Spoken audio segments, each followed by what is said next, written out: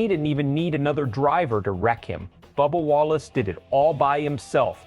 And now he's starting Sunday's race from the back of the field after one of the most surprising runs of his career just 1 week ago.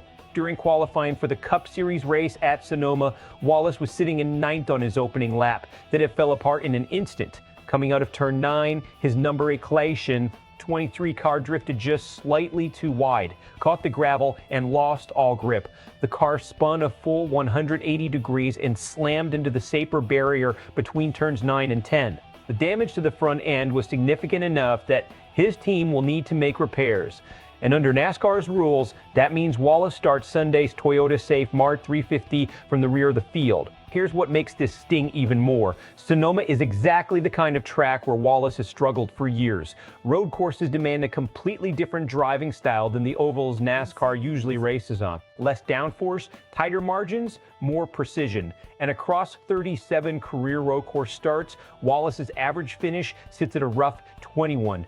8 by far his weakest surface. What stings is the timing. Just last Sunday at the San Diego Street Course, Wallace turned in arguably the best road course run of his career, finishing Tustin in a chaotic race that saw Corey Heim grab his first career Cup win and road course specialist Shane Van Gisbergen wreck out early. For 1 week, it looked like Wallace had finally cracked the code on road courses. Now he's back to square one, and worse, starting from the back on the very type of track he was supposed to be improving on. Let's break down why this matters strategically, not just emotionally. Starting from the rear at Sonoma isn't like starting from the rear at a super speedway.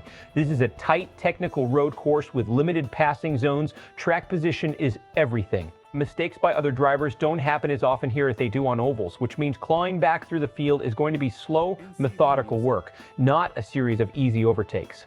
There's also a psychological piece here. Wallace's team had real momentum heading into this weekend. A second-place finish at San Diego was a confidence boost, a signal that maybe the road course struggles were starting to fade.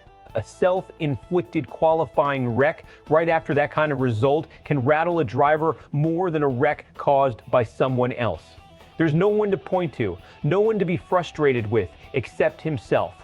Is this disaster or is this recoverable? Realistically, it's somewhere in between. NASCAR road course races can produce strange results.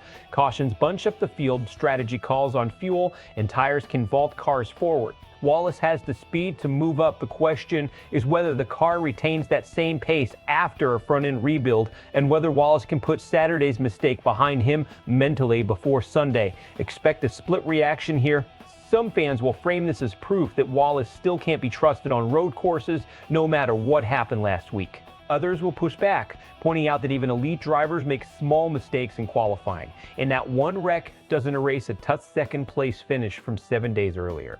Inside the industry, you'll likely hear measured takes, analysts noting that the gravel trap at turn 9 has caught other drivers off guard too, and that this is more about a tricky exit than a fundamental flaw in Wallace's road course ability. Either way, the contrast is brutal. From a career-best road course finish to a self-inflicted wreck in qualifying. In the span of 1 week, best case, the 23XI team executes a clean rebuild. The car retains its pace, and Wallace uses Sunday's race to grind through the field, turning a back row start into a respectable top 15 or better, proving last week's run was no fluke.